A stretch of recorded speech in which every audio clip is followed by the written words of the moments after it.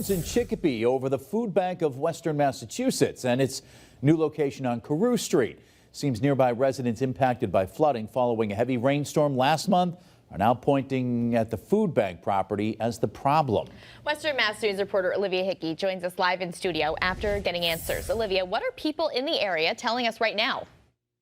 Chris and Abby, a resident in the area of the facility, tells me he has never seen water levels that high on his street in all the years he's lived there.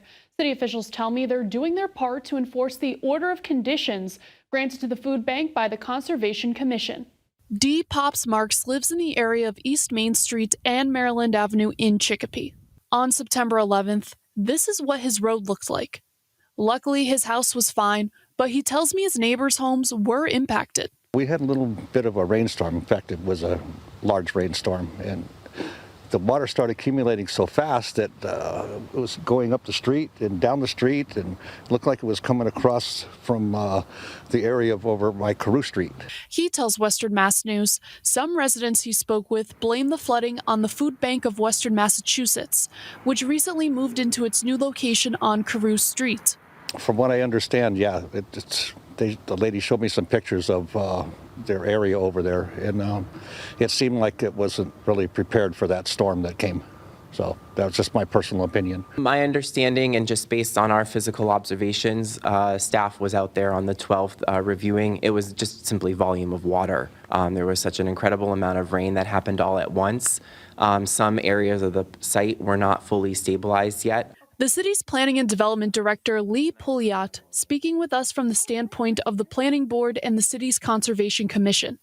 He notes the city is enforcing the order of conditions, and where the food bank and its team failed to meet them. The conditions allowed the project to move forward with specific stipulations to protect the wetland and buffer areas, such as silt sacks and stormwater catch basins to slow down the water from getting into the systems. In this case, they were filled up with sediment, which further slowed down the water being able to get into those systems. So the food bank and their contractors have addressed that by cleaning them out more often. Meantime, Pouliot says work continues. Staff is meeting with the food bank and the contractors on Tuesday to review the situation.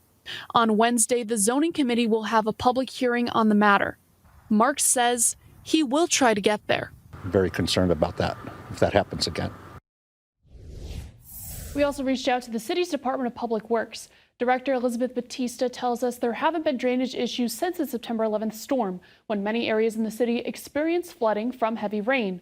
Her statement reads in part, "The city is actively enforcing the order of conditions granted by the Conservation Commission to the food bank. The DPW, in conjunction with the Planning Department, have been working with the food bank and their contractor to ensure they are properly maintaining their erosion controls, especially in advance of a forecasted rain event, to prevent avoidable flooding on Carew Street and East Main Street." We have also reached out to the food bank of Western Massachusetts for comment, and we have yet to hear back. Reporting live in studio, Olivia Hickey for Western Mass News.